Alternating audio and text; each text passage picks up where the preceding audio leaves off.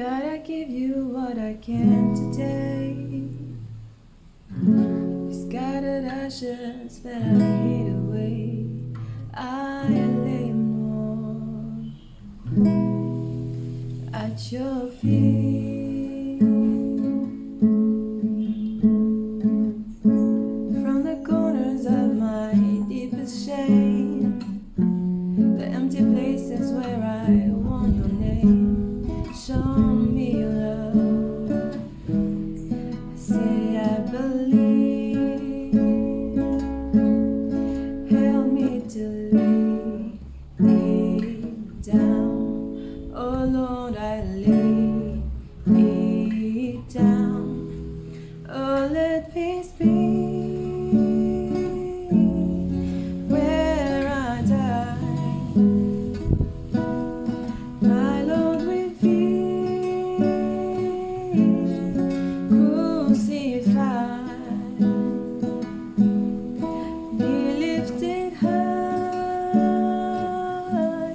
till my kingdom's fall, once and for all, once and for all. There is victory in my Savior's lies, and in the crimson flowing from the cross. Pour over me,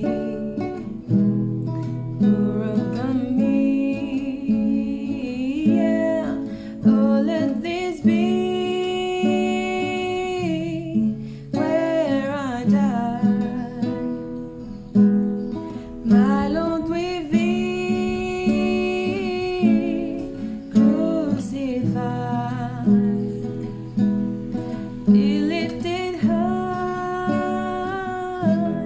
as my kingdom's fall, once and for all, once and for all. Oh Lord, I lay it down. Oh Lord, I lay it down. Help me to lay it down. Oh Lord, I lay it down. Oh, let peace be where I die. My Lord, with thee crucified, be lifted high as my kingdom's fall, once and for all, once and for all, once and for all, once and for all. Nous sommes arrivés au jour 22, la souveraineté de Dieu et les temps difficiles. Prions et nous allons étudier ensemble ce thème. Père éternel, nous voulons te remercier pour ta grâce, ta bénédiction. Nous voulons te demander de ton Saint-Esprit afin que tout ce que nous allons apprendre puisse nous faire du bien et nous aider dans notre cheminement avec toi. Te demandons toutes ces grâces dans le nom de Jésus. Amen. C'est difficile de comprendre que nous servons un Dieu souverain qui est au contrôle de tout, qui est tout puissant, mais qu'on traverse tout de même des difficultés. 1 Pierre 4, verset 12 à 13 nous dit « Mes bien-aimés, ne soyez pas surpris de la fournaise qui sévit parmi vous pour vous éprouver, comme si vous arrivait quelque chose d'étrange. Réjouissez-vous au contraire de la part que vous prenez aux souffrances du Christ, afin d'être aussi dans la joie et dans l'allégresse lorsque sa gloire sera dévoilée. » Les difficultés ne doivent pas nous étonner. Pierre nous dit, ne soyez pas étonnés, ne soyez pas surpris si vous arrivent des difficultés. Même pas des difficultés ordinaires, mais la fournaise, un grand feu qui semble nous brûler, qui aura raison de nous. Mais Pierre nous fait comprendre, ne sois pas étonné, mais c'est la part que tu as aux souffrances du Christ. Quand nous voyons l'histoire de la Bible, nous voyons qu'il y a plusieurs personnages bibliques qui ont connu de grandes souffrances. Bien entendu, ce n'était pas dans le plan de Dieu. Le plan de Dieu, c'était que l'homme puisse être parfait, que l'homme puisse connaître le bonheur éternellement. Mais suite au péché, les conséquences du péché, il y a eu la souffrance, la mort, la pauvreté, les maladies et tout ce qui s'ensuit. Mais nous voyons que même les héros de la foi, les grands personnages que nous connaissons, ont connu des vies très éprouvées. Nous avons vu l'exemple de Joseph, il y a aussi l'exemple d'Abraham. Pendant 100 ans, il va attendre pour avoir son fils. Il va être patient. Il va devoir être nomade toute sa vie, toujours en train de bouger, de suivre la volonté de Dieu, le plan de Dieu. Mais il va être déchiré. Il aura Agar et Ismaël dans sa vie. À un moment donné, il va devoir s'en séparer. Sa vie n'aura pas été de tout repos. Il y a eu aussi le cas de David. Quand vous lisez l'histoire de David, le roi, on le connaît parce qu'il a tué Goliath, le géant. Mais sa vie n'a pas été facile. Lorsqu'il était enfant, jeune, chez ses parents, ses frères ne le considéraient pas. Son père ne le considérait pas. Parce que quand Samuel viendra pour l'oindre, il va présenter tous ses fils, mais il va omettre David. Il va faire comme si David n'existait pas. Et David, finalement, va être au palais avec Saül. Saül sera jaloux de lui et voudra sa peau, voudra le tuer. Il faudra qu'il se sauve. Il s'est marié avec la fille de Saül. Alors que Saül était son beau-père, il voudra le tuer par jalousie. Il aura une haine incontrôlable pour David et David va devoir fuir. Il va devoir s'enfuir de différentes parts pendant des années. Il va être le meilleur ami de Jonathan, le fils de Saül, et Jonathan va mourir dans la guerre. On voit que David va connaître une vie très éprouvée. Ses propres enfants, il y aura l'inceste. Un de ses fils voudra prendre le trône, essaiera de le tuer. Beaucoup de tragédies. Donc ça nous montre que de grands personnages bibliques que nous connaissons, que nous prenons comme exemple quelquefois, ils ont connu des vies très éprouvées, mais pourtant ils sont mentionnés dans la Bible. Mais pourtant ils sont restés fidèles à Dieu malgré tout, malgré les grandes épreuves de leur vie. Et là, Pierre nous dit, ne soyez pas étonnés qu'il vous survienne des tribulations, qu'il vous survienne des fournaises, des tempêtes dans vos vies. Ça forme partie de la vie. Et très souvent, on se plaint. Très facilement, on est insatisfait. Il y a une citation qui dit « L'homme est un éternel insatisfait ». Et dans une certaine mesure, c'est vrai. Il faut considérer de quelle perspective on voit les choses. Quelquefois, on se sent comme des martyrs, des victimes. Pourquoi moi? Je souffre tellement, il y a une situation dans ma vie, je prie, la situation ne change pas. Ou plusieurs situations difficiles dans nos vies, où depuis l'enfance, nous avons connu des difficultés, des traumatismes. Et on se dit, ben Dieu m'a abandonné. C'est impossible que Dieu m'aime, c'est impossible que Dieu soit souverain si je traverse par toutes ces épreuves et qu'il a permis que je passe par toutes ces épreuves. Mais quelquefois, il faut ouvrir ses perspectives, ouvrir ses yeux. Très souvent sur YouTube ou dans d'autres émissions, vous pouvez voir des personnes qui ont été vraiment éprouvées, des personnes qui ont combattu le cancer, des personnes qui sont nées sans jambes, et sans bras, des personnes qui ont été brûlées, des personnes qui ont connu les pires traumatismes au monde. Mais ces mêmes personnes ne se plaignent pas. Ces mêmes personnes sont les plus fortes. Je peux le dire parce que mon frère était malade pendant longtemps. Jamais il ne se plaignait. Il était tout le temps celui, au contraire, qui était en train d'encourager les autres. Et parfois, on se plaint de notre vie, alors qu'on a des choses, des bénédictions de la part de Dieu que peut-être D'autres personnes sont en train de prier pendant longtemps pour avoir ces bénédictions-là. Mais au lieu de voir le verre à moitié rempli, on le voit à moitié vide. Il y a des personnes qui sont éprouvées à une mesure qu'on ne peut même pas s'imaginer. Mais ils ont la force, ils ont le courage, ils ont une joie de vivre, ils ne sont pas aigris, ils ne sont pas en colère, ils ne sont pas amers par leur situation qu'ils vivent.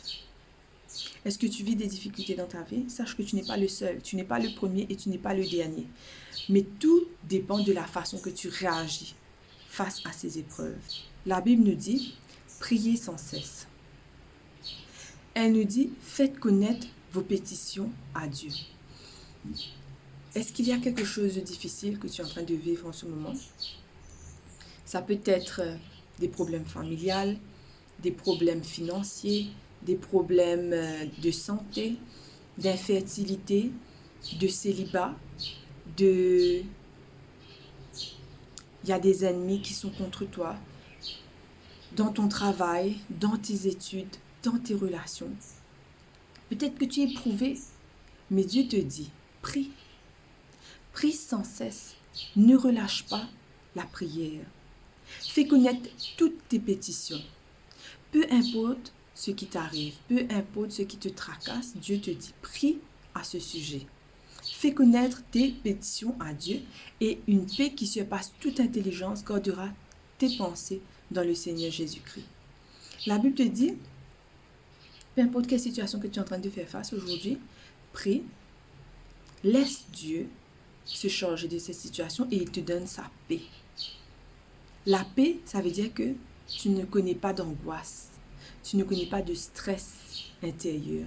Tu lui fais simplement confiance. Tu fais confiance à la souveraineté de Dieu. 1 Corinthiens 10, verset 13 nous dit « Aucune tentation ne vous est survenue qui n'ait été humaine, et Dieu, qui est fidèle, ne permettra pas que vous soyez tentés au-delà de vos forces. Mais avec la tentation, il préparera aussi le moyen d'en sortir afin que vous puissiez la supporter. » Dieu te demande d'attendre patiemment qu'il te libère, qu'il trouve une solution. Et ce que tu peux être assuré, c'est que Dieu agira. C'est que Dieu trouvera une solution à ton problème en son temps. Mais je ne veux pas faire de fausses promesses non plus. Et la Bible non plus ne fait pas de fausses promesses. Quand nous prions dans Matthieu 6, une prière très connue, Notre Père qui es aux cieux, que ton nom soit sanctifié, que ta volonté soit faite sur la terre comme au ciel, que ta volonté soit faite. Quand nous prions, nous devons laisser Dieu faire sa volonté. En son temps, à la façon qu'il veut, on le laisse gérer la situation. On n'essaie pas de prier pour recevoir les choses comme on voudrait. Mais on abandonne la chose entre ses mains et on le laisse s'en charger. Il y a des situations qui ne changent pas. Paul va connaître une difficulté, il aura une écharpe dans sa chair. Il y a beaucoup de personnes qui disent que c'était un problème qu'il avait par rapport à sa vision, des théologiens en parlent. Et il priera, il va dire, Dieu, enlève cette écharpe dans ma chair, cette faiblesse. Dieu lui dira, ma grâce te suffit, c'est dans ta faiblesse que ma force se manifestera. Et cette situation est venue dans ta vie pour que tu ne t'enorgueillisses pas. 2 Corinthiens 12 au verset 7. Et pour que je ne sois pas enflé d'orgueil à cause de l'excellence de ces révélations, il m'a été mis une écharpe dans la chair. Un ange de Satan pour me souffleter m'empêcher de m'enorgueillir. 3 fois j'ai prié le Seigneur de l'éloigner de moi. Et il m'a dit, ma grâce te suffit, quand ma puissance s'accomplit dans la faiblesse. Je me glorifierai donc bien plus volontiers de mes faiblesses, afin que la puissance de Christ repose sur moi. C'est pourquoi je me plais dans les faiblesses, dans les outrages, dans les calamités, dans les persécutions, dans les détresses, pour Christ, car quand je suis faible, c'est alors que je suis fort. Dieu nous fait comprendre ici que quelquefois il y a des circonstances qui nous arrivent, mais il nous donne la force. Il ne nous abandonne pas. Même s'il ne change pas certaines situations dans nos vies, mais il nous donne la force, le repos, la paix Il nous donne l'assurance qu'il est avec nous et qu'il veille sur nous. Ésaïe 14, verset 27 nous dit « L'Éternel désormais a pris cette résolution qui s'y opposera. Sa main est étendue, qui la détournera. » Sachez une chose, c'est que Dieu est tout-puissant. Quand Dieu a décidé quelque chose, rien ni personne ne peut changer ça. Ni les anges, ni Satan, ni les rois, ni les personnes vraiment influentes qui détiennent du pouvoir. Personne ne peut rien contre Dieu. Et sache que tu es dans les mains du Seigneur. Il prend soin de toi. Et même s'il y a des difficultés qui surviennent dans ta vie, que parfois tu ne comprends pas, mais fais confiance à l'Éternel tout simplement. Ésaïe 46, verset 9 à 10 nous dit « Souvenez-vous de ce qui s'est passé dès les temps anciens, quand je suis Dieu. Il n'y a point d'autre, je suis Dieu et nul n'est semblable à moi. J'annonce dès le commencement ce qui doit arriver et longtemps d'avance ce qui n'est pas encore accompli. Je dis mes arrêts subsisteront et j'exécuterai toute ma volonté. » Dieu te fait comprendre aujourd'hui, ne perds pas de vue ce que je suis capable de faire. Rappelle-toi des prodiges que j'ai faits. Regarde la création. Vois de quoi je suis capable. Si tu ne te rappelles pas dans ta vie des expériences que tu as pu vivre avec lui, va dans la Bible. Tu verras les prodiges que Dieu fait. Sa puissance. La parole de Dieu nous dit la foi vient de ce qu'on entend. Et ce qu'on entend vient de la parole de Dieu. Pour que tu puisses faire face aux épreuves de la vie, tu dois avoir la foi. La foi en Dieu qui délivre. Quand tu vas voir dans le Nouveau Testament, plusieurs personnages sont partis vers Jésus. Des personnes qui étaient malades, de la lèpre, une maladie incurable. Mais Jésus va les délivrer. Ceux qui étaient possédés par des démons, Jésus va les libérer. Les personnes mortes seront ressuscitées. Dieu est un Dieu de l'impossible. Et il veut te montrer qu'il peut tout.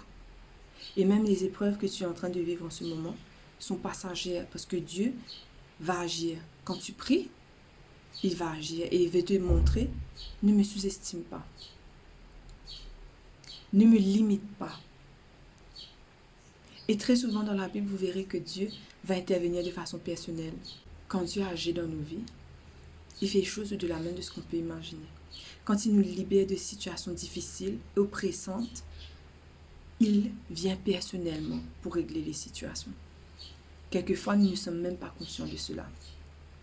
Il y a une citation que j'aime énormément qui dit « Nous n'avons rien à craindre de l'avenir si ce n'est d'oublier la façon dont le Seigneur nous a conduits et ses enseignements du passé. » Très souvent, quand nous sommes dans une tempête, on panique, on a peur. Et c'était le cas aussi des disciples lorsqu'ils étaient dans la tempête avec Jésus. Jésus était là avec eux et ils avaient peur. Ils disaient, Jésus, ne t'inquiètes-tu pas de ce que nous périssions? Mais Jésus va faire taire la tempête en un instant. Va dire, pourquoi avez-vous eu peur, gens de peu de foi? Juste avant, Jésus avait fait d'innombrables miracles. Mais devant la tempête, devant l'épreuve, ils ont tout oublié. Mais Dieu te dit, rappelle-toi des fois où j'ai agi dans ta vie. Rappelle-toi des prodiges que j'ai opérés dans ta vie, dans la vie des personnages, dans la parole de Dieu. Et je te délivrerai. J'agirai dans ta vie aussi. Et n'oublie pas aussi que même s'il y a des ennemis qui sont acharnés contre toi, même si le diable cherche à te détruire, confie-toi en l'Éternel et il agira. L'oppression, les épreuves ne viennent pas de Dieu. La Bible nous dit dans 1 Pierre 5 au verset 8, « Soyez sobres, veillez, votre adversaire, le diable, rôde comme un lion rugissant cherchant qui il dévorera. » Dieu te fait comprendre que le diable est là et il veut te dévorer. Mais Dieu te protège. Chaque jour où tu te réveilles, tu es en bonne santé, c'est parce qu'il y a tes anges gardiens qui veillent sur toi. Parce que si Dieu nous laissait et que les anges déchus, Satan s'acharnait sur nous, on n'aurait pas subsisté un jour. Mais Dieu veille sur nous, nous protège, mais il y a des épreuves, il y a des difficultés où Satan cherche à nous décourager, cherche à nous détruire, où il cherche à même détruire notre morale. Mais Dieu nous fait des promesses dans sa parole. Psaume 34, verset 19 dit, le malheur atteint souvent le juste, mais l'Éternel l'en délivre toujours. Dieu te dit, les malheurs t'arrivent, les épreuves t'arriveront. Ne sois pas étonné quand tu es éprouvé, mais sache que je suis là. Sache que je vais intervenir personnellement dans tes épreuves et sache que toutes ces épreuves prendront fin à un moment ou à un autre. Et si jamais il y a une situation dans ta vie qui n'est pas en train de changer, qui ne change pas, sache que je te donnerai la force. Sache que je serai avec toi et que la force va se manifester dans ta faiblesse. 1 Chronique 16 nous dit au verset 31 que les cieux se réjouissent et que la terre soit dans l'allégresse, que l'on dise parmi les nations, l'Éternel règne. L'Éternel règne, l'Éternel est Dieu Tout-Puissant. Et même si nous sommes au milieu de l'épreuve, il est présent avec nous. Souvenez-vous de Daniel, qui était dans la fosse aux lions, mais qui était calme. Les lions étaient là, autour de lui. Il savait qu'à n'importe quel moment, les lions pouvaient le tuer, mais il avait l'assurance que Dieu était là et que rien ne pouvait lui arriver. Il y avait aussi l'exemple des 3 Juifs qui étaient dans la fournaise. Ils étaient là, pas de hurlement, pas de cris, pas de désespoir, de pleurs, de supplications, parce que Dieu était avec eux. Jésus était là, présent. Rien ne leur est arrivé. Le feu n'a pas brûlé aucun de ces jeunes hommes. Ils s'en sont sortis indemnes. Sache que les épreuves sont là, mais elles n'auront pas raison de toi. Si tu te rends compte que Dieu est là, tu as confiance en lui, tu verras que rien ne t'arrivera. Il te délivrera, il viendra à ton secours. Prions. L'Éternel, merci pour ce message que tu nous donnes qui nous permet de réaliser que même dans les épreuves les plus difficiles, les plus éprouvantes, tu es présent. Et que quand nous prions, tu nous entends, que tu es puissant pour nous répondre, pour nous délivrer. Seigneur, nous voulons avoir la foi en toi. Donne-nous la paix qui vient de toi. Agis dans nos cœurs et dans nos vies. Permets, Seigneur, que nous puissions rester fidèles, confiants, que même si le diable essaye de nous attaquer, les ennemis, que nous avons des difficultés par rapport à la famille, aux finances, dans notre vie professionnelle, peu importe quelle situation que nous pouvons vivre, tu auras la solution. Tu agiras, Seigneur, de façon puissante. Nous voulons nous confier en toi. Au nom de Jésus, Amen.